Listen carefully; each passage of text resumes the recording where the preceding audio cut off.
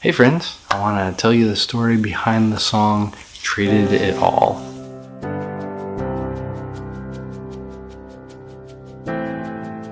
My wife and I were actually coming back from visiting her family, and I had just told them that we were expecting our first child. And I remember the conversation going something along the lines of us talking back and forth about how things were going to be different, and I basically just said, well, I guess I'm not getting a motorcycle anymore. I've been wanting a motorcycle since I was a child, and my dad always said, well, once you get older, responsible, have a wife and kid, that you're not going to want to do that anymore. We'll see what happens. But I remember distinctly that we were on a part of the road, so there was a stop sign coming up. So as soon as we stopped the car, I tossed my phone to my wife and said, write this down. I traded it all. Now I wouldn't trade a thing. And the whole idea of we think we know something that's going to be great, it's going to be fun, and yet there's something that's so much better, so much more. So the song itself actually starts with progression of being a kid, where we physically have something in our hands like cards. Pokemon was huge, and a bunch of other trading card games. I actually collected truck cards. I don't know if anybody else does that. I still have them. They're pretty legit.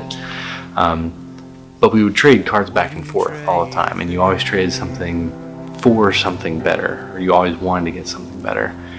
And that's a lot like life. There are a lot of things that we can trade, whether it be money, for food, or for cars, for a house. We're constantly trading things for an upgrade, for something better. And Traded It All was basically a look at the fact that a lot of times, sometimes those trades immediately don't look like they're that good, or that it's not worth it. And yet, in the long run, those trades can be the best thing in your life. And that's the reason why I wrote the last verse.